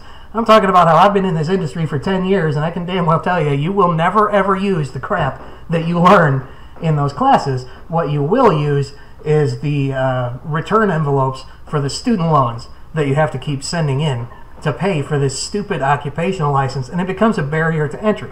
Working in the electric utility industry is very lucrative. Like, I make a very good living. All the guys that work with me at the plant make a very good living. And it's one of the few areas where you don't have to have a lot of formal education. Now, I do have formal education. That's how I got my foot in the door. But some guys start in this business by, digging ditches on the labor gang and, sweeping the floor and that kind of stuff. And you are able to learn from the inside. Well, it doesn't require an advanced degree to be able to know what valves to turn in what situation, because people like me at the plant exist to teach you that. And to make you pay thousands of dollars for a license becomes a barrier that people can't overcome, and then they can't work at the plant at all, and then it becomes just nepotism. Like, hey, my nephew can get this occupational license. He can get this stationary engineer's license because I know a guy. I can get him into the class, and then I know a guy, and I can get him on at the plant. And that keeps new blood, and it keeps the most qualified and the most needy people for these jobs from being able to get them. Yeah, and that's exactly the dynamic in a lot of these industries. Like in Louisiana, it's the florists who lobby to keep the florist license. In Arizona, cosmetologists were fighting hard not to allow people to blow dry. Like, I'm not even kidding, blow dry or straighten hair without a license, because it's dangerous what your daughter does every day. Like, anyone listening to this who has a daughter, she probably straightens her hair and she probably hasn't died from it. Like, that's not a thing that happens. It's safe, and if they suck at it, then Yelp will tell people not to go there. It's not hard. And it happens in every industry, to the point where, you might think that these guys are the experts, so you want to listen to their standards for licensing. And, their voice should be a part of it, but also there has to be a skeptical eye. They should be able to prove why a license is needed to protect people. And if they can't prove it, the license, there shouldn't be a license, or requirements should be reduced. Another really big problem is that nurses aren't always allowed to do everything that they're perfectly qualified to do, because doctors don't want nurses having autonomy and practicing without doctors constantly, because that will reduce doctor pay. There's just so much of this everywhere, and it's keeping people away from opportunity. There's a little girl who was selling water bottles so she could go to Disney World because her mom lost her job, and someone called the police because she was selling water without a permit. Like, water, like, we live in a society where people think to call the police on a little girl selling water. It's insane that we've created this culture. Permit Patty, who herself was selling cannabis oil without a permit. Right. Which one was more likely to hurt people? Sealed plastic water bottles from an 8-year-old, or what Permit Patty is telling you is weed that will cure your blindness, or whatever the hell it was? Yeah, that woman was really crazy, and a terrible person. But it's amazing how often people will call the police on a little boy, mowing lawns, or kids doing their lemonade stands. Like, what happened to freedom? Like, come on, these are kids. Like, don't ever freaking call the police on kids unless they're hurting someone. And lemonade, water, mowing lawns. It's insane, and it's all part of this over-regulation. And I hate it, but it's, the effects it has on people, not just the kids, but the adults who can't get jobs. Sandy Meadows, who couldn't be a florist in Louisiana, and when she lost her life, she died alone and in poverty. Like, it should kill us that this is happening in America today. Like, this isn't some far off land where there's just not justice. We're supposed to have justice here, and this is still a thing. It's terrible. Yeah, you should not have to have a license to do your occupation unless you have the potential to destroy your customer's life. Like, if you're a doctor, you need a license because it doesn't matter You don't get bad Yelp reviews from dead people. Like, if you're not a good doctor, people die. So, yeah, there needs to be some governing body of that. If you're not a good lawyer, your client's going to jail when they otherwise shouldn't have. Yeah, you probably need some kind of license for that. But there is no way for you to die from bad flowers. If the lady gives you wilted tulips 2 times in a row, guess what? She's going to go out of business real soon. The free market can take care of lemonade stands, and can take care of florists, and can take care of stationary boiler engineers. It can take care of all that stuff, because nobody gets hurt if you do it wrong. Yeah, and I think that's what it should come down to. But I kid you not, when the case went before court for the Louisiana florist license, and Clark Neely had argued it, I'm his biggest fan because of the work he does. They are the government was arguing that it's necessary to license florists because what about if there's infected dirt? Like, what the hell does that even mean? But the court decided that was good enough because of the rational basis test, which is a thing I hate and nerdy, and I won't bother getting into it. But it's just the dubious stuff that these laws can be upheld in court under, and that they're justified in the first place under, if they're ever justified at all. Like, one thing I've learned getting into policy is how few laws are justified by facts. A lot of times there's no facts at all, and they just kind of make shit up. It's horrible, and we're really big on evidence-based policy making. Like, let's not do stupid shit and expect the taxpayers to, deal with it. And this is one of those stupid things. There's so many sides to the issue too. Like, I just had our first paper out on an issue that no one had really tackled in a policy paper before. When you fall behind on your student loans in certain states, they take away your license to work, so you can never work to repay those loans. It's horrible, and it's just like, how do we still have modern day debtor's prison? It's sick. Student loans just ignite a fury in me. I despise student loans. I make a very good living. I do not have a car payment thanks to being a meme. Thanks a lot. Thank you very much, Izod, for helping me pay off my car. But I do still have student loan payments because meme money isn't enough to pay off student loans, and you don't get paid to be on Twitter. So anything that takes away from your ability to pay your student loans is stupid. Yeah. Because not only does that destroy your life, because you can't get rid of student loans, you can declare bankruptcy as much as you want. Your student loans stay on your record and you still got to pay them back. They'll garnish your wages for that shit. And now we're firing people. We're taking away their ability to work if they can't pay their student loans. That makes them unable to ever pay back their student loans, which makes them ineligible for credit and can damage them for decades to come. And it also makes my student loan payments higher because now you didn't get your stupid damn money back from that guy because you took his job away, so you have to charge me more in interest to be able to make a profit because, God forbid, the government do anything without making a fucking profit.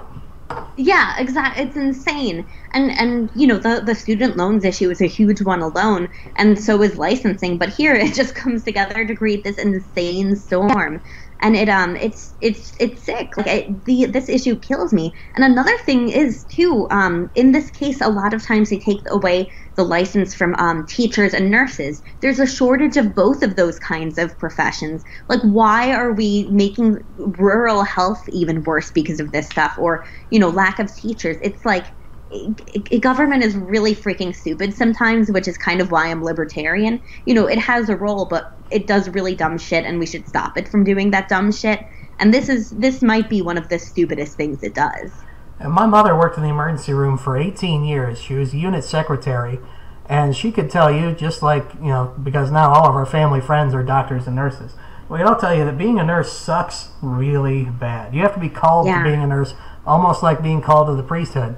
And now we heap a whole bunch of headache on top of these people who are wading through your blood to try to keep you alive while the doctor is scribbling on a keyboard or a clipboard.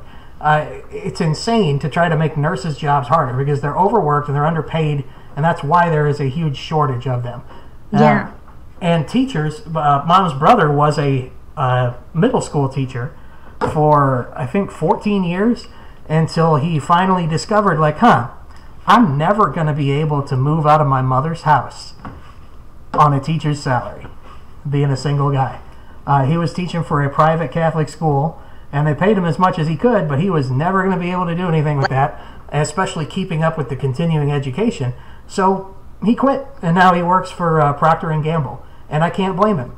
So we lost a good educator because we couldn't make his life livable.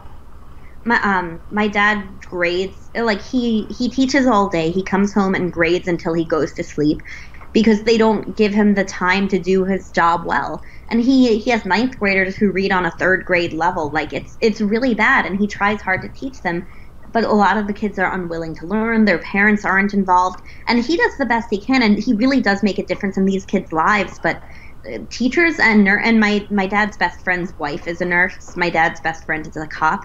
And all of those guys, I know how hard it can be to be them. And it's just, I mean, it's bad enough as is. And if like, I know if my dad had fallen behind on student loans, like, if he wasn't allowed to be a teacher anymore, I don't know where our family would be. Like, you think about it and, you know, consider what if this was your family, your son, your daughter, your mom, your dad, or your husband or wife. Like, it's really scary to think about that. And the government hurts people so much after creating the student loan crisis in the first place. Like, all of these things together, there's a real issue and many issues that need to be solved.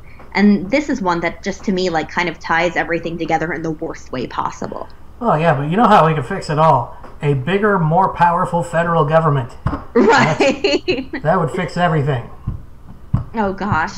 Thankfully, Senators Rubio and Warren have a bipartisan bill that would fix this problem, and they do it in a constitutional way that I'm very comfortable with as a giant libertarian nerd. So I'm very for their bill, but we're also working with a couple of people on the state level to get rid of this stuff. It's terrible, and it needs to stop. Well, anybody who wants to make a law where the letter of that law is the government should get its nose out of this, I will back that shit 7 days a week. I will be all over that. Same here. Well, with that, I really appreciate you being on the show. We've run a little bit over time, but we don't have a time slot. It's YouTube. We can go as long as we want. Really, really appreciate you being here. We would love to have you back real soon. And hopefully my son and I will get to come and check out our street when we're in Washington here at the end of July. So where can people find you on Twitter? Thank you, and thanks so much for having me. This was a lot of fun. On Twitter, I'm at Senator Shoshana. No, I'm not a senator, but tell people I am because it makes for good Twitter. Well, when you're old enough to be a senator, I have every confidence that you will make me your campaign manager, and you will. Oh yeah, absolutely. No one does life like Ken Bone. That would be fantastic. Long after people have ceased to care who I am, I can still manage your campaign. But folks, really appreciate everybody listening. I appreciate once again Shoshana being on the show with us. Looking forward to Josh at Hoonerific being back with us next week in his regular co-hosting gig. Being super jealous that I got to spend 2 hours with one of his favorite personalities. But until then, I'm Ken Bone, and I approve this sweater.